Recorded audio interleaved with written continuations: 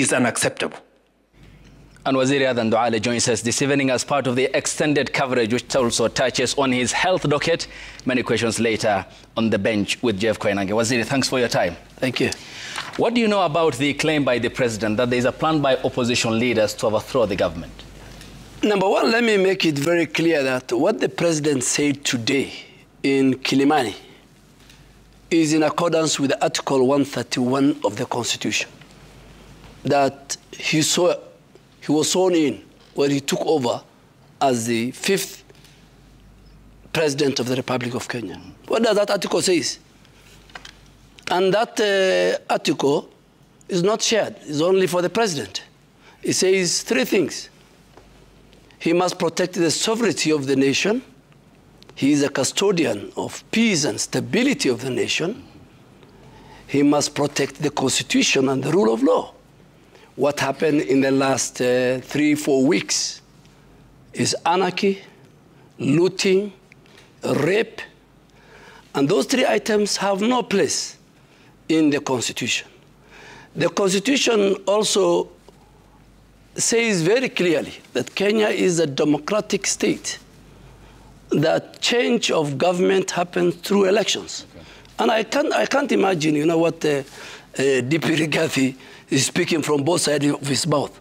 Last night, Mother Karua was here, and she said, we want a regime change before 2027.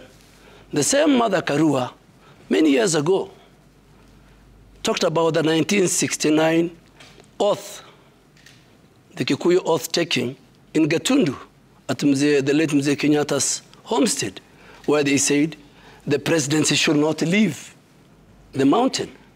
And more so, it should not go to Nyanza. It's Mother Karua, you have the clip. Same today. The governor of Trans Nzoia said that they are planning to do a regime change through violence and anarchy. So Rigathi Gachagua cannot have his cake and eat it. I mean, he should have his cake and eat it. He can't speak from that. So the president, what he said, and I think I was waiting for that. Yeah. Because Article 131 of the Constitution, he doesn't share it with anybody. The president is the custodian of the Constitution. The Constitution, the rule of law, peace and stability. Okay. And finally, Ayub, looting of supermarkets, raping of our women, burning of police stations has no place in the Constitution. Okay. And it is not a demonstration, it is not a protest. Okay. You talked about the Constitution. Yes. And it establishes a system of governance where there are facts and someone should be charged in a court of law by the production of evidence. And this is not a new claim, Bwana Waziri. The president also talked about treasonous elements last year. Kipchumba Murkomen, after June 25th, said that it was a coup attempt and political terrorism, yet there is no arrest, there is no evidence. Where is the coup? The president said it today clearly. I have been very patient. I have been very tolerant.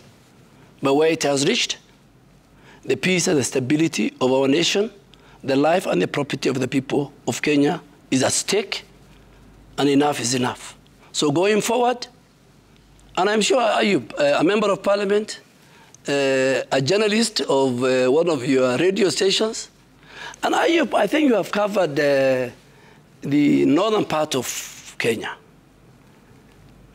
If you attack a police station, if you attack a military installation, if you attack the judiciary, a very important arm of government, and CJ Kaome is on camera saying the attack on the Kiambu law courts is terrorism. If you attack security installation, it is not a normal crime in the streets. It is terrorism. So the sponsors, the perpetrators, I'm not the Minister for Interior. I think they should watch the speech of the president. It's not going to be business as usual. And I think each and every Kenyan in August, under very difficult circumstances, when nobody wanted William Ruto won the elections fairly and squarely with the grace of God and the votes of the Kenyan people.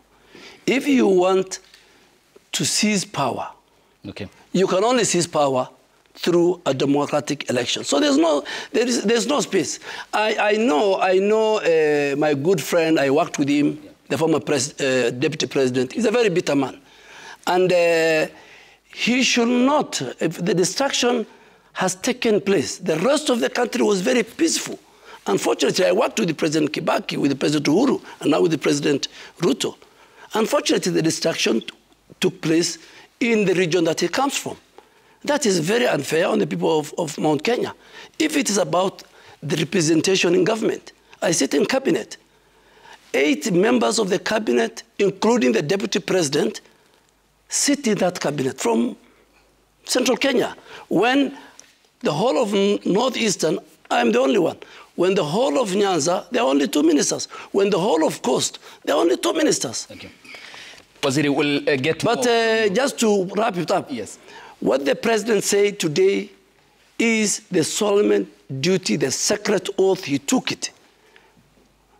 He must protect the security and the stability and the peace of our country. Okay, we have part 2 and part 3 of this interview coming your way, Waziri, and thanks for staying with us.